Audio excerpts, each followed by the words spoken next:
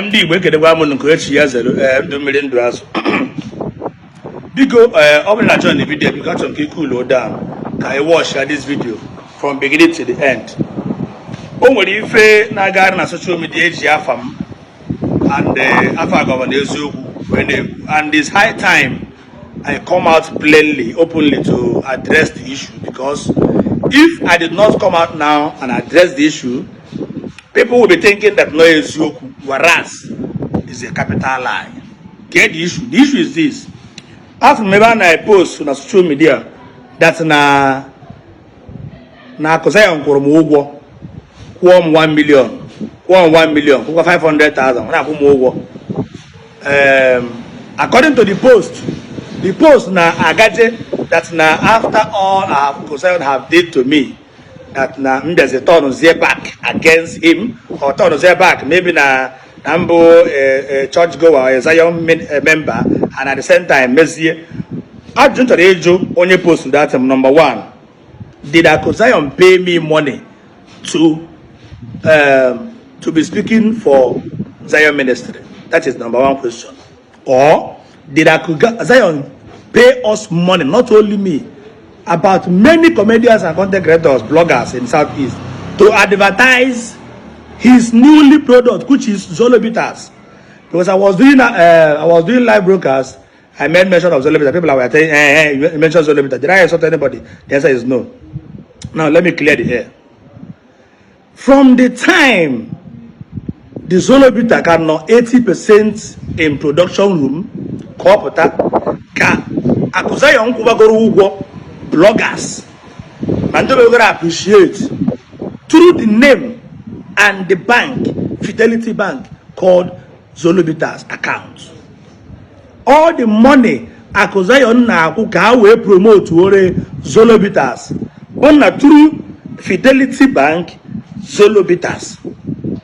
And even in Ayanekuru Bara Okoro Ugwo I will promote ore business. I've never seen name bearing another account or bearing another name except Zolobitas, which I am going to paste on this very video.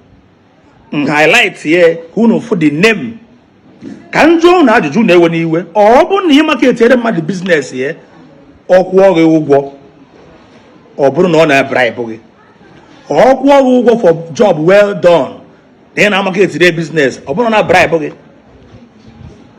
where were you mgbe mụ na gọvanọ eziokwu gara Aba awejeme rally me activation n'ime ahịa? When I was shouting on top of my voice, where were you guys? When I leave my own product, I have a brand. I have a brand which is Joe Gaddafi. I have a brand which is Long Jack. I have a brand which is market. Because out of Christian love and out of Christianity and out of love and the friendship, when I market Akozayon Zolobitas here. See, nobody can silence me when I'm saying the truth. Whereas I did not insult anybody.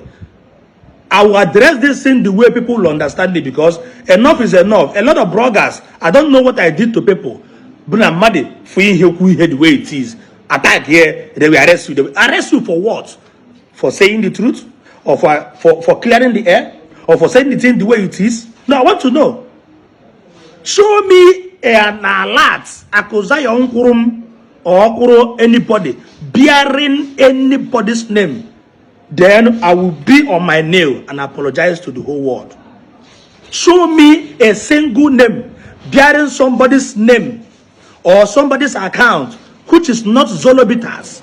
I will be on my nails, because you guys na Zion minister na akumu ugo or the bloggers ugo or the not ugo. You must prove to me no Zion Kurumu to market them or to promote them, or Akozayon Kurumu to market his product. I want to know no Zion minister Kurumu, because you guys just be saying something they may implicate, or you can be able to stand bold Zion Kurumu to do what? Zion Kurunde bloggers to be marketing their product, which more about a living witness. or money bomb for business, which I am into social media, or money bomb go, then I say no, that I will not market his business. Do you know what marketing that product? Do you know what it cost me? Because of the friendship, I want to maintain friendship. Juo Governor Ugo Akuzayon Kuru bloggers and the mama included, which the evidence is there, go to market his product. Jpac demand 10 million, Jpac demand 5 million, Jpac demand nigga. So, do you think no Ekuziemu will go to market your business for a month, 2 months, or 3 months? That you cannot endorse me? It's now a right for me to come and be carrying the product up and down, market basically without a proper signature or without a proper endorsement, which other companies and the other big men do. If I demand for money, he may endorse, he may endorse. Or he may endorse, or he let it go. And for some reason why, I don't know. I'm not the one because this is Nabazengare. What I am saying in Christendom, Nabazengare. That in Christianity, brother cannot love brother, sister cannot love sister. When you be claiming that at the same time, at the same time, your heart is filled with envy, animosity, lasciviousness.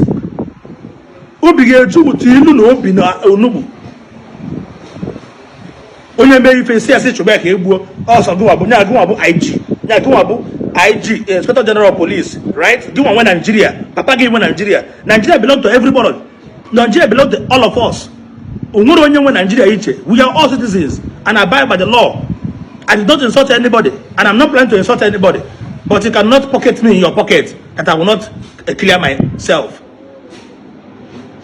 I am not a task and I'm not a coward. I will explain the way it is. I love of it. You must provide the evidence. No open our church or Nakuzayon paid me to market his product. Is Nakuzayon insult? The evidence is there. Paid by Zolobitas. So I'm market business again. Because I didn't go to Lagos. Because I went family. Because I want to even see. Let me tell you, George and Ifa. Let me just post this first alert. Then who is the alert in those ages? Post to the Facebook. Come on, alert no Zolobitas. When I was in Ivory Coast, it's not Zolobitas. But I made advert. Oh, do you think I will come and be doing advert for you free? Many people that are endorsing me in the market their products, and I made free. They made free. You pay. You pay. Least money I can collect for you is 3 million naira. And you go back again, no? For one month or 2 months.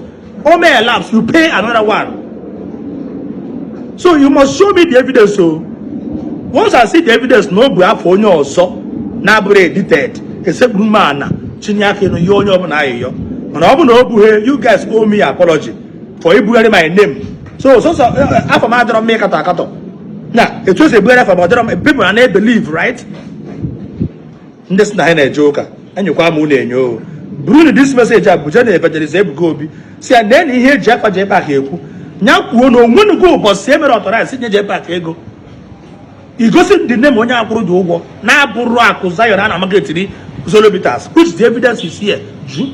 To other people, if they will tell you the truth, take a